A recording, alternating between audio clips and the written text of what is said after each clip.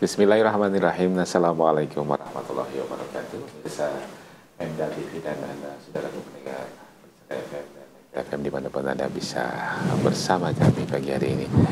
Alhamdulillah baik sekali, pagi hari ini kita bisa bersua atas izin Allah tentunya. Di kesempatan hari ini kita akan arungi bersama gelaran Fajar Hidayah hingga pukul 6 pagi nanti. Dan Selasa pagi, pemirsa, seperti biasa kita akan dibimbing bersama Ustadz Dr. Insinyur Didi Djoko Susilo, STMT IPM, yang tentu akan memberikan pencerahan pagi hari ini. Kita sapa beliau. Assalamualaikum warahmatullahi wabarakatuh, Ustaz. Waalaikumsalam warahmatullahi wabarakatuh. Kabar sehat walafiat, Alhamdulillah sehat, Mas Ali sehat ya. Alhamdulillah, Alhamdulillah. Demikian pula adanya Anda yang di rumah, kami harapkan seperti itu pula adanya. Atau bagaimana kondisi Anda pagi hari ini, tetap kita maksimalkan untuk mendekatkan diri ke hadirat Allah Subhanahu wa taala. Dan tentu kita akan beri kesempatan nanti di sesi kedua Anda untuk bergabung di saluran interaktif kami. Namun sebelum ini kita akan perhatikan bersama paparan awal dari Ustaz Didi. Silakan Ustaz. Baik. Bismillahirrahmanirrahim. Alhamdulillahirabbil alamin. Wa bihi nasta'inu ala umuriddin waddin.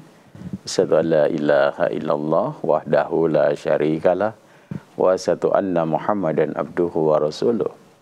Allahumma salli wa sallim wa barik ala Muhammad wa ala alihi wa sahbihi ajma'in. Amma ba'd. Para pemirsa MTA TV, pendengar Persada FM, kaum muslimin muslimat rahimakumullah. Puji syukur mari senantiasa kita panjatkan kehadirat Allah Subhanahu wa taala atas curahan nikmat kasih sayang yang Allah senantiasa karuniakan kepada kita, hamba-hamba Allah yang beriman, hamba-hamba Allah yang menjadikan hidupnya itu sebagai bentuk penghambaan diri, pengabdian kepada Rabb-Nya, yang kemudian berusaha terus-menerus sepanjang perjalanan hidupnya untuk mengikuti petunjuk-petunjuk Allah Subhanahu wa taala.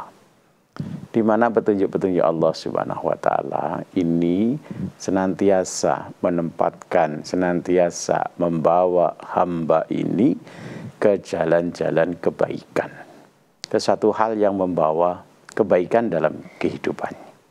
Yang kebaikan itu akan dirasakan baik dalam kehidupan di dunia maupun nanti ketika kembali kepada Allah Subhanahu wa taala. Karena Allah Subhanahu wa taala mengutus Rasulnya dengan membawa kitabnya itu untuk mengeluarkan manusia dari gelap gulita kepada cahaya, kepada jalan Rabb-Nya. Litukhrijan nas minad dhulumati ilan nur biidni rabbihim ila siratil azizil hamid. Untuk mengeluarkan manusia dari kegelapan kepada cahaya, dari kesusahan tentu menjadi kepada kebahagiaan, begitu. Nah, tentu menujunya adalah jalannya satu keadaan yang diridhoi oleh Rabb-Nya, Tuhannya, Siratil Azizil Hamid, Rabb-Nya yang maha perkasa, Rabb-Nya yang maha terpuji itu. Nah, maka alhamdulillah kita bersyukur manakala dalam kehidupan ini kemauan-kemauan itu senantiasa ada pada kita. Termasuk pada pagi hari ini kita bersama-sama berusaha untuk mengkaji, mendiskusikan, merenungkan jalan-jalan Allah, petunjuk-petunjuk Allah Subhanahu wa taala, dengan tujuan agar perjalanan hidup kita, apa yang kita lakukan, apa yang kita perbuat senantiasa berada dalam petunjuk-petunjuk Allah Subhanahu wa taala. Karena hidup kita itu adalah menunaikan, melaksanakan perintah-perintah Allah Subhanahu wa taala, menghindarkan diri dari hal-hal yang dilarang oleh Allah Subhanahu wa taala. Dengan begitu, insya Allah kita akan betul-betul nanti membentuk diri kita menjadi pribadi-pribadi yang bertakwa kepada Allah Subhanahu wa taala. Menjadi pribadi-pribadi yang insya Allah nanti dimuliakan oleh Allah Subhanahu wa taala. Karena ketika kita kembali kepada Allah Subhanahu wa taala, Allah tinggalkan segala atribut-atribut dalam kehidupan di dunia ini gitu. Allah hanya lihat takwa kita gitu loh. Tidak dilihat bahwa ketika di dunia ini kita punya harta yang banyak. Tidak dilihat bahwa di dunia ini Allah titipkan amanat harta yang jabatan yang tinggi itu. Tetapi bagaimana semua atribut-atribut dunia itu mampu tidak membawa kita menjadi pribadi yang bertakwa kepada Allah. Maka ini nanti yang menjadi ukuran ya kita masing-masing. Segala yang kita lakukan hendaknya menuju kepada ketakwaan kepada Allah. Karena ini sebaik-baik bekal. Ya, wa khairuz zadit taqwa. Sebaik-baik bekal itu takwa, karena Allah sudah tetapkan bahwa kemuliaan hamba ketika di sisi Allah Subhanahu wa taala tergantung dari takwanya. Oleh karena itu, mari senantiasa kita berusaha untuk menghiasi diri kita dengan kebaikan-kebaikan, ya. Jauhkan dari keburukan-keburukan. Ketahuilah bahwa segala yang kita lakukan dalam kehidupan di dunia ini tidak pernah lepas dari pengawasan Allah Subhanahu wa taala. Yang kita lakukan baik buruk besar kecil gitu, pas kita bareng-bareng rame-rame atau pas kita sendiri, itu semuanya dalam pengawasan Allah Subhanahu wa taala. Diketahui oleh Allah Subhanahu wa taala, dicatat yang untuk kemudian diperhitungkan gitu. Kita jangan berpikir sebagaimana dalam kehidupan kita di dunia ini bahwa kita bisa menyembunyikan ya apa yang kita lakukan dari mata manusia gitu. Tetapi tidak bisa dari pengawasan, penglihatan, pengetahuan Allah Subhanahu wa taala.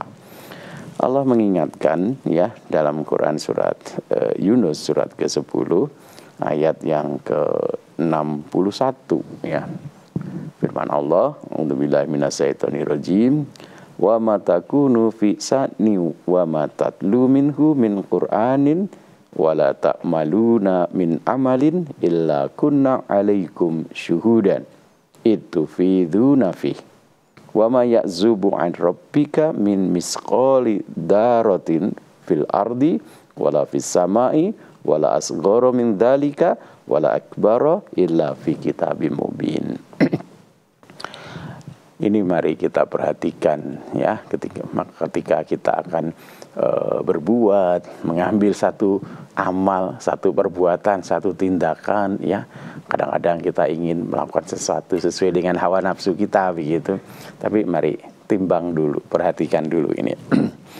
Kamu tidak berada dalam satu keadaan dan tidak membaca satu ayat dari Quran, dan kamu tidak mengerjakan satu pekerjaan, melainkan kami menjadi saksi atasmu di waktu kamu melakukannya. Gitu. Jadi ada yang menyaksikan apa yang kita perbuat, apa yang kita lakukan dalam kehidupan di dunia, dalam keadaan apapun gitu. Ya, meskipun kita sembunyikan dari mata manusia, ya, kita berusaha agar orang lain tidak tahu gitu. Kita misalkan berada pada satu ruangan yang sepi sekalipun, tetapi ketahuilah Allah menyaksikan apa yang kita lakukan gitu. Tidak luput dari pengetahuan Tuhanmu biar sebesar dzarrah di bumi ataupun di langit gitu. Jadi mungkin kita satu hal yang kecil kita simpan gitu, itu Allah mengetahui itu apa yang kita lakukan gitu.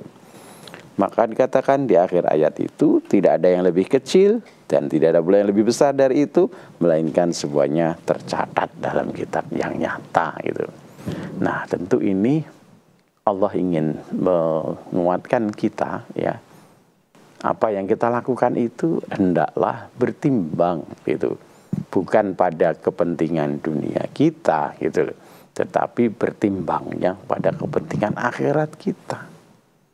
Ya, misalkan kita melakukan satu keburukan gitu, jangan banyak bertimbang bahwa nanti kalau manusia tahu, nanti kalau saya ketahuan ini itu sehingga kepentingan dunia saya menjadi berkurang. Tidak saja sekedar itu.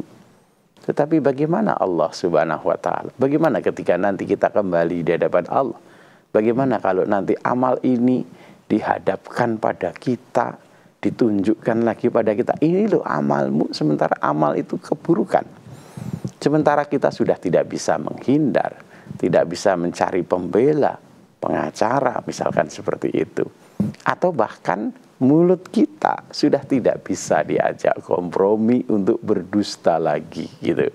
Mulut kita terkunci sehingga anggota badan kita yang bersaksi gitu tentang keburukan-keburukan yang kita lakukan itu.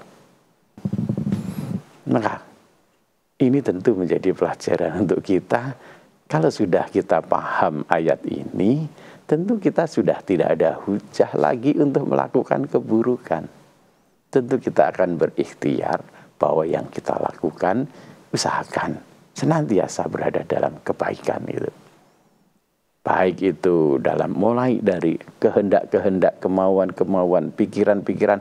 Ayo bawa kepada kehendak, kemauan, cita-cita, harapan yang baik-baik. Jangan terlintas, jangan kemudian dituruti. Satu hal ketika kita ingin melakukan satu keburukan, satu pelanggaran terhadap aturan-aturan Allah.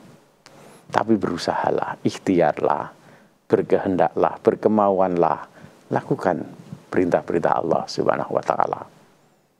Meskipun mungkin ya ini kayaknya masih berat, belum bisa lah lakukan, tapi harap bangun kemauan, bangun harapan agar kita bisa melakukan gitu. Salah satu ibadah yang mungkin kayaknya ini berat ini gitu, tapi saya pengen gitu, saya berharap bisa begitu. Sehingga kemudian nanti akan kemudian wujud pada perbuatan-perbuatan. Ketika itu satu hal yang dilarang oleh Allah, tanamkan dalam hati kita, ikhtiarkan, saya tidak mau melakukan itu, saya tidak berharap melakukan itu gitu. Jauhkan dari hal-hal seperti itu. Dalam doa-doa kita berharap agar dijauhkan dari keburukan-keburukan itu, dijauhkan dari fitnah-fitnah itu dan seterusnya begitu. Kenapa? Apa yang kita lakukan ini semuanya dalam pengawasan Allah Subhanahu wa taala. Baik yang kecil, sedang, besar gitu ya. Itu semuanya dalam pengawasan Allah. Dan pada akhirnya tanamkan keyakinan pada diri kita bahwa ketika kembali kepada Allah Subhanahu wa taala, apa yang kita lakukan itu ditampakkan, ditunjukkan, diberikan di hadapan kita sebagaimana yang beberapa saat yang lalu sudah kita baca bersama-sama begitu. Ditunjukkan pada kita yang kemudian kita gumun, heran gitu. Kitab apa ini? Catatan apa ini? Kok nggak ninggalkan yang kecil ya? Yang semuanya tertulis gitu. Yang saya sembunyikan semuanya tertulis. Maka tentu kita akan bahagia ketika ya yang nampak di hadapan kita, catatan amal kita adalah amal-amal kebaikan, amal-amal ketaatan ya, yang Allah sudah janjikan bahwa orang yang berbuat baik akan mendapat balasan yang lebih baik, yaitu di jannahnya Allah Subhanahu wa taala. Jadi demikian, mudah-mudahan bisa mengingatkan kita bersama. Ya, baik. Insya Allah ada banyak pelajaran, ada banyak catatan untuk kita pagi hari ini. Tentunya akan menambah keimanan kita semuanya. Kita akan beri kesempatan Anda untuk bergabung, siapkan pertanyaan Anda pemirsa. Kita akan kembali setelah yang satu ini. Baik, terima kasih Anda masih bergabung bersama kami pemirsa, tentu di program unggulan kita Fajar Hidayah yang hadir setiap pagi menemani aktivitas pagi Anda. Saatnya kami akan berikan kesempatan untuk bergabung bersama kami, yaitu di line telepon 02716793.000 maupun WA SMS 08112553.000. Ya, namun sebelumnya saya bacakan satu pertanyaan terlebih dahulu dari Ibu Suwati yang ada di Luwu Timur ya, Ibu Suwati yang ada di Luwu Timur. Ustadz, jika kita sudah selesai menjalankan sholat, bolehkah kita berdoa seperti yang ada di surah Al-Mu'minun ayat 97 dan 98 itu Ustadz? Jadi kalau sudah selesai sholat, kalau berdasarkan riwayat-riwayat, tuntunannya adalah berzikir dulu Ibu ya. Jadi Rasulullah SAW biasa disebutkan di banyak riwayat setelah selesai sholat, itu beliau beristighfar 3 kali ya. Kemudian ketika sahabat menjelaskan bagaimana istighfarnya, beliau membaca astagfirullah, astagfirullah, astagfirullah itu. Kemudian diriwayatkan, setelah itu beliau membaca Allahumma antas salam, minkas salam, tabarakta ya dzal jalali wal ikram. Nah, setelah itu beliau bertasbih 33 kali, bertahmid 33 kali, bertakbir 33 kali gitu ya. Atau membaca subhanallah 33 kali, alhamdulillah 33 kali, Allahu akbar 33 kali. Jadi 99, kemudian digenapkan 100-nya dengan la ilaha illallah wahdahu la syarikalah lahul mulku walal hamdu wa huwa ala kulli syai'in qadir. Jadi berzikir dulu biasa beliau gitu. Nah setelah itu ibu mau berdoa, doa apa saja boleh ya. Baik doa yang lafadznya dicontohkan atau disebutkan di dalam Quran, atau doa-doa dari Rasulullah SAW, atau doa untuk hajat ibu sendiri boleh, dipersilahkan. Demikian ibu. Ya ibu, seperti demikian, terima kasih. Kita ke telepon di 02716793000, silakan, atau di audio WA ya, kalau WA di 08112553000. Baik, kita berikan kesempatan juga untuk Anda yang sudah ada di 6793000. Halo, assalamualaikum warahmatullahi wabarakatuh. Silakan, sudah bergabung, dari siapa, di mana? Halo. Waalaikumsalam warahmatullahi wabarakatuh. Iya, Bapak siapa, di mana? Silakan.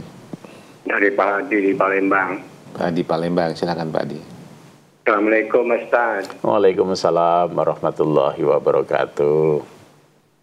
Mau tanya Pak Ustaz, Islam negara kita ini kan sangat mayoritas,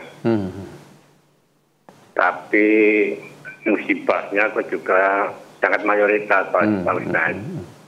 Apakah ini karena munafik atau gimana Pak Ustaz? Mohon pencerahannya. Terima kasih. Wassalamualaikum warahmatullahi wabarakatuh. Waalaikumsalam warahmatullahi wabarakatuh. Janji Allah itu tidak pernah keliru Bapak ya. Apa yang Allah janjikan kepada hambanya itu tidak pernah diselisihi. Ya, innallaha la yukhliful mi'ad. Allah tidak pernah menyelisihi janjinya gitu. Ya, salah satu janji Allah itu, walau anna ahlul qura amanu wa taqau la fatahna alaihim barakatim minas sama'i wal ardh. Kalau sekiranya penduduk satu negeri itu beriman dan bertakwa, pasti kami bukakan berkah dari pintu langit dan pintu bumi gitu. Nah, itu iman dan takwa itu yang kemudian mendatangkan keberkahan, mendatangkan rahmat Allah gitu.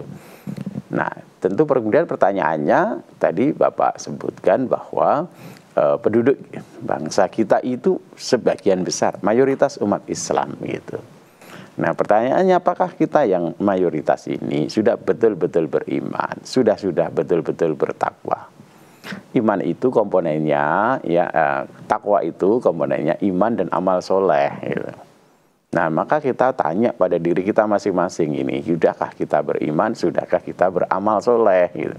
Kita lihat amal kita, perbuatan kita. Memang iman itu ada dalam dada kita, dalam jiwa seorang hamba begitu. Tetapi iman itu akan ya terrefleksikan pada amal perbuatannya. Perbuatan kita itu sudah perbuatan yang sebagaimana Allah dan Rasul-Nya ajarkan atau belum. Kita ini mayoritas, tetapi ya misalkan kita kalau baca-baca begitu, kabar-kabar itu korupsinya ya paling besar. Korupsi itu mengambil satu yang bukan haknya. Korupsi itu tidak amanah terhadap jabatan, terhadap kedudukannya, misalkan begitu. Kita lihat, kita ini umat Islam, tapi lihat bagaimana tata pergaulan yang ada dalam kehidupan kita.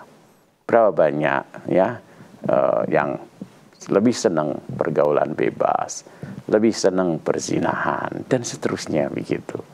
Maka itu yang ada pada kita. Nah, tentu kemudian Allah Subhanahu wa taala tidak mengubah keadaan satu kaum kalau kaum itu tidak merubah apa yang ada pada dirinya. Innallaha la yughayyiru ma biqaumin hatta yughayyiru ma bi anfusihim. Allah tidak merubah keadaan pada satu kaum kecuali kaum itu berubah apa yang ada pada dirinya gitu. Semua komponen kita semuanya ini, kalau kita ingin bangsa kita itu menjadi bangsa yang apa itu bahasa Jawanya itu, Kemahripah lo Jinawi ya, Toto Tentrem Kerto Raharjo gitu kan ya, bangsa yang adil makmur sejahtera, bahasanya begitu, adil makmur sejahtera gitu. Kita lihat gimana orang kaya-kayanya, apakah jadi orang-orang kaya yang suka bersedekah atau orang-orang kaya yang rakus, pengen semuanya dikuasai sendiri begitu, nggak mau, nggak suka kalau ada orang yang misalkan menyaingi usahanya begitu. Nah itu loh, bersaing tidak sehat, bukan akhlak Islam, bukan tuntunan Islam gitu. Saling menjatuhkan, bukan akhlak Islam, bukan tuntunan Islam gitu. Penguasa tidak mau melayani rakyat, bukan tuntunan Islam gitu. Nah itu yang ada pada kita begitu gitu. Coba lihat, perhatikan apakah para pemimpin, para penguasa itu kemudian mendudukkan diri sebagai pelayan, mendudukkan diri sebagai yang melayani yang dipimpinnya begitu. Karena Nabi sallallahu alaihi wasallam juga mengingatkan, kabirul qaum khodimuhum. Pemimpin satu kaum itu adalah pelayannya, hakikatnya seperti itu. Nah, apakah kita sudah lihat seperti itu? Ya misalkan kita dapat amanah sebagai pimpinan, kita juga orang iman, kita sudah orang Islam, apakah kita sudah begitu? Atau kita dudukkan diri sebagai penguasa, semuanya harus ngikut saya, semuanya harus kalau nggak ngikut awas dan seterusnya seperti itu gitu. Nah itu tentu menjadi sarana untuk kita muhasabah, introspeksi diri. Gak usah jauh-jauh, tentu kita mulainya dari diri kita sendiri gitu. Karena hakikatnya kita semuanya itu dapat amanah gitu. Ya, ibda binafsik, mulai dari diri kita sendiri. Kita sekarang ini dapat amanah apa? Saya dapat amanah keluarga, pemimpin keluarga. Apakah sudah bertanggung jawab terhadap keluarga kita? Betul-betul memikirkan keluarga kita, betul-betul membimbing keluarga kita untuk terjauhkan dari api neraka. Nah, seperti itu. Kita sebagai warga masyarakat, sudahkah kita ya membuat ya masyarakat kita, tetanggaan kita itu lebih nyaman, lebih baik? Ya. Apakah yang keluar dari lisan kita itu sebagaimana yang ditunjukkan oleh Nabi, falyakul khairan auliyasmut gitu. Apakah kita sebagai masyarakat, sebagai rakyat itu apakah mau ya jaga diri dari menyampaikan berita-berita bohong gitu, atau segala sesuatu yang ada kita kirimkan, kita sampaikan, kita sebarkan, padahal itu berita bohong. Nah, dari seterusnya seperti itu. Nah, kalau kita mengikuti petunjuk Allah, jadi hamba yang berusaha beriman, hamba yang berusaha bertakwa kepada Allah Subhanahu wa taala, insya Allah janji Allah, Allah karuniakan kepada kita ya berkah dari langit, dari bumi, ya kemakmuran, kesejahteraan insya Allah akan diperoleh oleh bangsa kita. Demikian Pak Adi di Palembang. Pak Adi di Palembang, terima kasih. Semoga menjadikan penjelasan. Kita beri kesempatan di belakangnya Pak Adi, ada siapa? Halo, assalamualaikum warahmatullahi wabarakatuh. Waalaikumsalam warahmatullahi wabarakatuh. Ya, dengan Ibu siapa di mana? Dari Ibu Musrika, Bengkulu Utara. Ibu, silakan Ibu Musrika. Iya, di sini saya mohon disebutkan syarat-syarat dikabulkannya doa. Itu aja mungkin. Ya, assalamualaikum warahmatullahi wabarakatuh. Waalaikumsalam warahmatullahi wabarakatuh. Ya Ibu, jadi yang pertama tentu kita wajib untuk meyakini ya pada diri kita, meyakinkan pada diri kita bahwa semua doa kita dikabulkan oleh Allah. Karena Allah sudah berjanji, ud'uni astajib lakum. Berdoalah kamu kepadaku, niscaya aku kabulkan gitu. Nah, maka Allah Subhanahu wa taala itu ya format pengkabulan doanya itu ya, kalau kita bicara ke format pengkabulan sehingga kita paham gitu, sehingga nanti kita jadi tetap yakin ya bahwa Allah itu menerima, mengabulkan doa kita gitu. Yang pertama itu Allah anugerahkan, Allah berikan sebagaimana apa yang kita minta gitu. Ya, Allah ya misalkan kita mohon sesuatu, karena kita kadang-kadang yang kita mohon itu kan yang kalau tadi ditanyakan itu saya menangkapnya adalah yang terkait dengan urusan-urusan dunia itu tadi misalkan, karena kita ngukurnya itu kan ya, ngukurnya kabul apa tidak itu seringkali mudah itu kan dalam urusan dunia. Misalkan saya mau ujian, mau tes ini misalkan tes kerja gitu, kadang kita doa supaya ya Allah agar saya diterima di pekerjaan ini kan begitu, kemudian kita ngukur kabul, tidak kan seperti itu. Tetapi hakikatnya Allah ya mengkabulkan doa itu dalam beberapa format ya. Yang pertama itu Allah berikan apa yang kita minta itu yang pertama. Kemudian yang kedua, Allah jauhkan dari bahaya dari permintaan kita itu yang kedua gitu. Misalkan nih misal kita berdoa agar kita diterima pada satu pekerjaan begitu, satu kedudukan misalkan begitu. Nah, tahap yang pertama format yang pertama Allah berikan begitu, saya diterima bekerja di situ, itu dikabulkan oleh Allah. Yang kedua kita misalkan ternyata saya kok ditolak begitu. Nah, maka format pengkabulan Allah yang kedua adalah bisa jadi di situ ada madorot yang akan menimpa kita. Kalau ada di situ, maka kita dihindarkan dari madorot yang akan menimpa kita.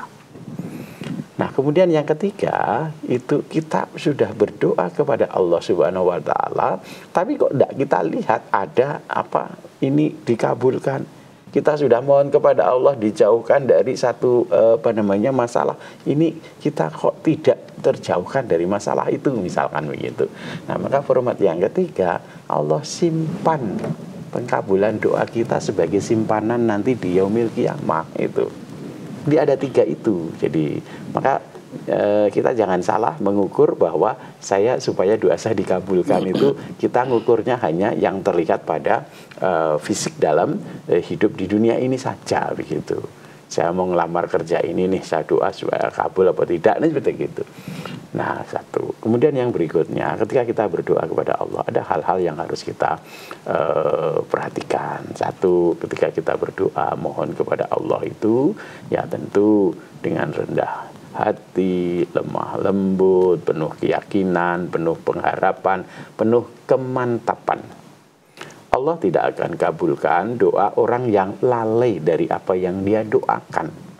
Lalai itu bisa jadi kita tidak paham apa yang kita doakan, kita tidak yakin doa kita dikabulkan. Itu hati kita lalai, kosong gitu. Satu ya.